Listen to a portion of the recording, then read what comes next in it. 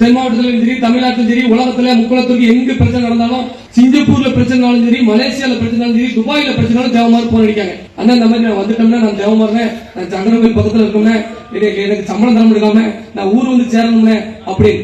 அதுக்கும் அங்க உள்ள முக்கியஸ்தர்களுக்கு போன் பண்ணி பேசி லைனை கொடுத்து காப்பாத்திக்கிட்டு தான் இருக்கும். அதுல எந்த மட்டும் அதுல மட்டும் நம்ம சாதி பார்த்ததே இல்லை. உங்களுக்கு எந்த சாதி இளைஞர்களும் வெளிநாட்டுல போய் மாட்டினோம்னா, கஷ்டம் சொல்லி அடிச்சோம்னா நம்ம அவனை காப்பாத்தான் செய்யறோம். எந்த சாதி மக்களும் கஷ்டம் வந்தா நம்ம உதவதான் செய்யறோம். ஆனா நம்மள சாதி விரியமா ஏன்னா சொல்லிட்டு போட்டோம், இணக்கமா போகணும், இணக்கமா இருக்கணும். ஒரு சில தலைவர்கள் சொல்றாங்க இணக்கத்தோடு போகணும், நாம இணக்கமா இருக்கணும். அப்ப நாங்க வம்புழுக்க வாழைதான் அந்த சாதித்த வம்புழுக்க வாழைதான் இருக்கிறேன்.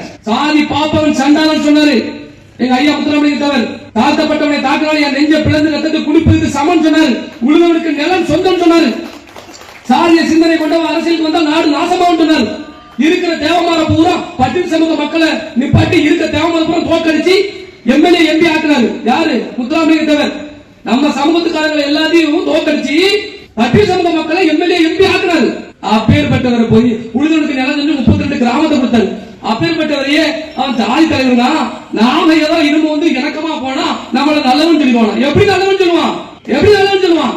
எங்க ஐயா முத்துராமலிங்க தேவையே ஜாதி வெறியன்னு சொல்றான். மாதிரி என்ன எப்படி சொல்லுவான்? அந்த முடிவு வந்தேன். உனக்கு நான் டிஸ்டர்ப் பண்ண மாட்டேன். ஓ மாத்த வழியில போ. ஏன் மக்கள் இறஞ்சல் பண்ணி ஏன் மக்கள் டிஸ்டர்ப் பண்ணி சொன்னா நான் விட மாட்டேன். புரியுதா? அந்த நோக்கத்துக்கு நான் வந்துட்டேன். நீங்க எல்லாரும் நாங்களாம் அப்படி போனோம் இப்படி போனோம் அப்படிலாம் நீங்க நினைக்கவே வேண்டாம்.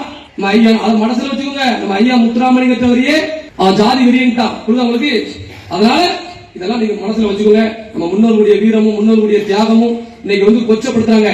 புரியுதா? நீங்க கொச்சப்படுத்துறாங்க.